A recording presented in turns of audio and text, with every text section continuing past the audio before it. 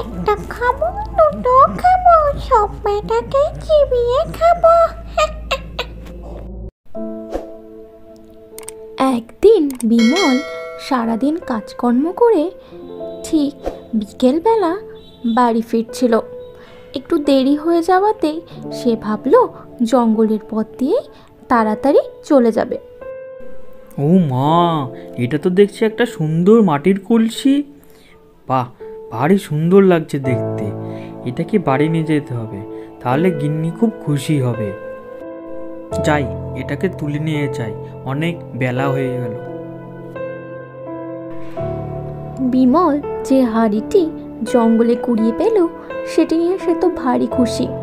সে সেটি মাথায় করে নিয়ে বাড়ির দিকে রওনা দিল। গিন্নি, ও গিন্নি, কোথায় তুমি? একটু এদিকে এসো।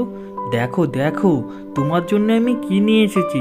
তুমি যেটার কথা আমাকে রোজ মনে করিয়ে দিতে, আজ আমি সেটাই নিয়ে এসেছি। লজ্জা টেকে টেকে পাড়া মাথায় করে ফেললে কা? কি এমন এনেছে যে 7 বার শুধু চেঁচিয়ে মরলে? বলো, কি বলছো? রাস্তা দিয়ে আস্তে আস্তে ওই জঙ্গলের ভিতর এই কলসিটা পেয়েছি আমি, আর সেটা পেয়েই আমি সাথে সাথে তোমার কথা আমাকে নিয়ে চলে আসলাম এই কলসিটাকে। দেখো তো গিন্নি, কলসিটা কেমন হয়েছে, দিয়ে আমাকে তুমি বলো কেমন লাগছে এটাকে। বাহ বাহ, এতদিনে ভালো কাজ করেছো। আমার কলসিটা না খারাপ হয়ে গেছে, এনেছো যখন কাল থেকে এই কলসিটা ব্যবহার করব। পরদিন মালতী সেই কলসিটা মাথায় নিয়ে জল আনতে যাওয়ার জন্য প্রস্তুত হলো। তখনই কলসিটা খুবই ভারী হয়ে গেল। একই এত ভারী কেন কলসি? খালি কলসি আবার এত ভারী হয় নাকি? ও ভগবান, একই, এই যে মাথায় দৌড়ে রাখতে পারছি না। ও ভগবান! ভারীর জন্য মালতী সেই কলসিটা মাথা থেকে নিচে নামিয়ে দিল। যেই না কলসিটা মাটিতে নামিয়ে দিল, অমনি সেই কলসির ভেতর থেকে একটি ডাইনি বুড়ি বেরিয়ে আসলো। কি মজা, কি মজা, কতদিন পরে খাবো মানুষের রক্ত, তাজা তাজা। একটা খাবো, দুটো খাবো, সব মেয়েটাকে চিবিয়ে খাবো।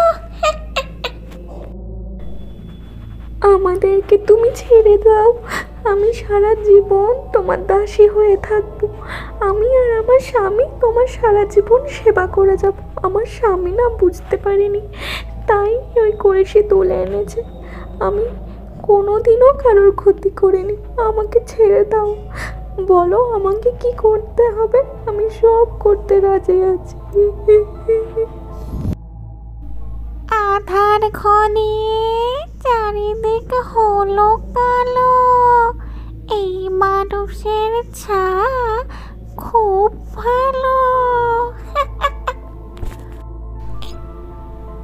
তুই আমাকে সেবা করবি বলেছিস, এতেই আমি খুব খুশি। তোর বাড়িটা আমি পাল্টে দেব, তুই আর গরিব থাকবি না। কিন্তু কখনো কোনো লোভ করবি না, তাহলে সব হারাবি। সেই ডাইনি তার জাদু শক্তির দ্বারা সেই গরিব দম্পতির বাড়ি মাটির ঘর থেকে একটি ধনী বাড়িতে পরিণত করে দিল। সেই বাড়ি পেয়ে তারা তো বেজায় খুশি হলো। তারপরে সেই কলসিটা নিয়ে বিমল একটি নদীর জলে ভাসিয়ে দিল। তারপর বিমল ঘরে ফিরে গেল।